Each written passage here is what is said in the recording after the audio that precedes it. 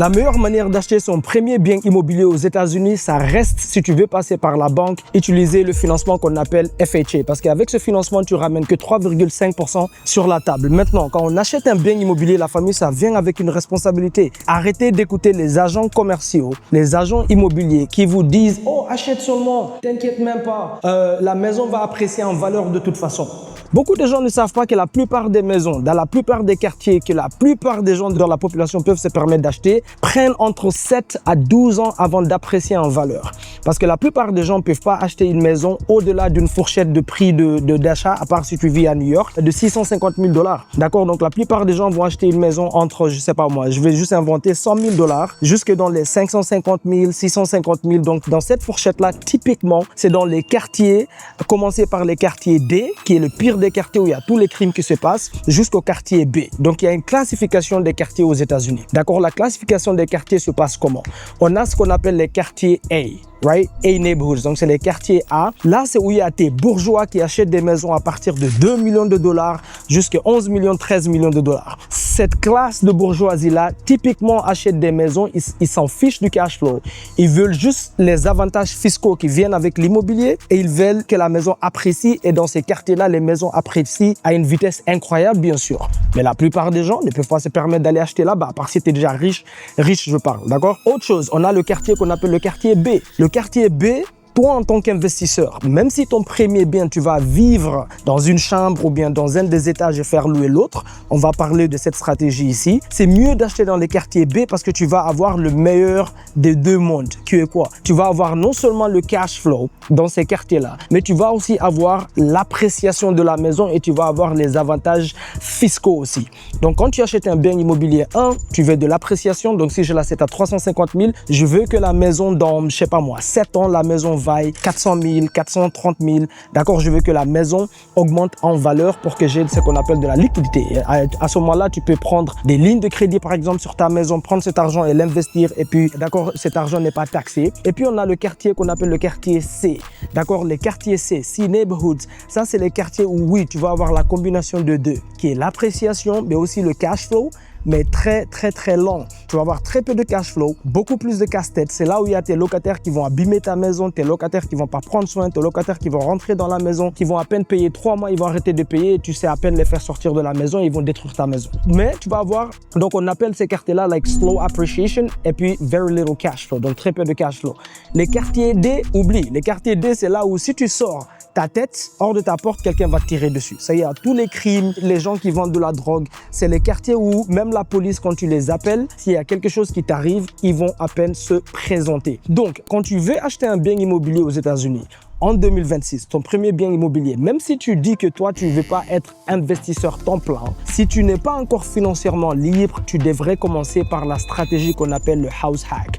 Le house hack, c'est quoi? C'est acheter 2 unités, 3 unités ou bien 4 unités avec le financement comme FHA pour, d'accord, les gens qui peuvent se qualifier pour ça. Si tu as déjà travaillé pendant 2 ans, tes tax returns, tu les as bien filed pendant 2 ans, d'accord? Donc, tu as une historique de travail de 2 ans, mais tu as aussi bien fait tes tax returns, pas avec tout et n'importe qui. Eh bien, tu peux accéder à ce financement où c'est le gouvernement qui garantit ce financement et tu ramènes que 3,5% sur la table pour l'apôtre. Il y a même des programmes qui peuvent te permettre de te financer même l'apôtre où tu ramènes 0 sur la table. Et tu peux acheter 2 étages jusqu'à 4 étages. Tu achètes, donc tu peux vivre sur un et faire louer l'autre. Maintenant, tu as le meilleur des deux mondes. Tu achètes dans non seulement un quartier B, maintenant tu as 2 étages où tu vis sur un et tous les mois, tu as un autre étage qui te fait rentrer de l'argent. Ça, c'est un investissement. Mais si tu achètes un single family, par exemple, disons que tu es dans un état où tu peux acheter que des single family. Ça, c'est le pire des investissements que tu peux faire, à exception que si tu es dans des états où, d'accord, tu peux acheter un single family qui est sur un terrain assez grand où tu peux rajouter quelque chose qu'on appelle un ADU. Un ADU, c'est comme une petite maison derrière aussi que tu peux faire louer et ça double aussi la valeur de ton bien immobilier. Donc, tu achètes le single family, mais tu fais un peu une étude du terrain pour, il y a un appel qu'on doit faire à la commune et demander est-ce que je peux rajouter un ADU sur mon terrain. S'ils disent oui, t'es nickel.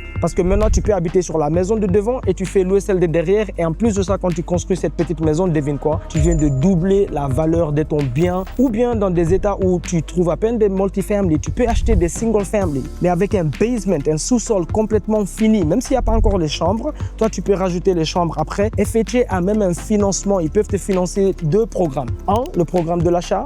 2, le programme aussi qu'on appelle 203K loan pour que tu rénoves ou bien tu rajoutes le ADU ou bien tu rajoutes des chambres par exemple. Donc si ton basement est déjà fini et tout ce que tu as à faire c'est rajouter les chambres et le basement, d'accord, le sous-sol a sa propre entrée. Maintenant tu as un sous-sol aussi qui te paye. Ça aussi c'est un bon investissement. Mais acheter un single family où il n'y a que toi qui vis, il n'y a que toi et ta famille, tu fais que payer un mortgage et d'accord, il n'y a aucun revenu qui te rentre, tu te mets dans une situation financière très dangereuse, sachant très bien qu'ici aux États-Unis, les statistiques montrent que la plupart des gens n'ont même pas $500 sur leur compte d'épargne. Ça veut dire que si demain ils ont une urgence médicale et qu'ils ne sont pas payés au niveau du salaire, ils ne peuvent pas s'en sortir, même pour manger encore moins, d'accord, pour payer le financement de leur maison, d'accord. Donc évitez les single family, à part pour les exceptions dont je viens d'expliquer ici. Et vous voyez comment, même si vous dites, moi je vais juste devenir propriétaire, acheter ma première maison, vous devez vous former et comprendre un peu le marché américain, comment faire l'étude de mon quartier, comment faire l'étude de l'appréciation, comment structurer mon financement. Comme ça, je me projette dans l'avenir. Au cas où il y a quelque chose qui m'arrive, je perds mon travail ou bien je suis un peu malade ou je vais rentrer en Afrique, est-ce que je peux faire louer cette maison si je quitte la maison ou je suis profitable au-dessus de mon financement que je paye d'une manière mensuelle? Tout ça, c'est des études qu'un agent ou bien une agent immobilier ou commercial ne peuvent pas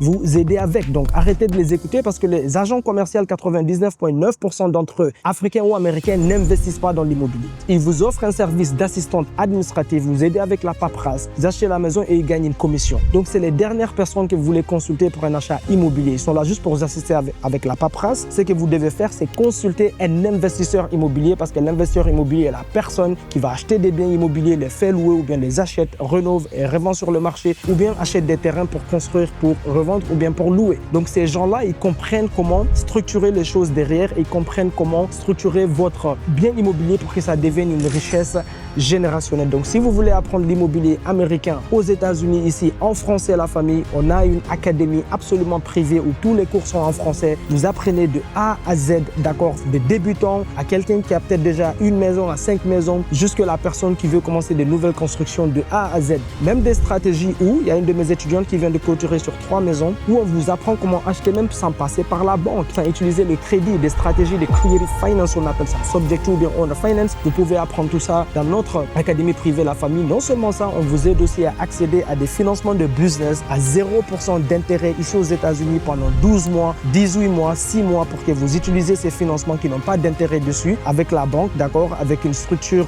qu'on va vous aider avec. Une fois que vous accédez à ces financements de business, vous pouvez maintenant décider dans quel genre de niche est-ce que vous voulez investir ou bien si vous n'avez pas l'apôtre, d'accord, pour acheter votre bien immobilier avec FHA ou bien conventional, vous pouvez utiliser ces financements de business à 0% d'intérêt pour mettre l'apôtre sur la table pour que vous puissiez vous qualifier pour votre premier bien immobilier, d'accord. Donc mettez sur les commentaires si ça vous intéresse d'avoir plus d'informations là-dessus et joindre l'académie. Écrivez le mot school en dessous et je vous vois à la prochaine vidéo. Aimez la vidéo, laissez un commentaire, ça aide l'algorithme La Famille si vous apprenez des choses sur cette chaîne. Comme ça, d'autres personnes aussi peuvent découvrir la chaîne comme vous et d'accord, en bénéficier. Ok la famille, je vous vois à la prochaine vidéo. Boum boum boum.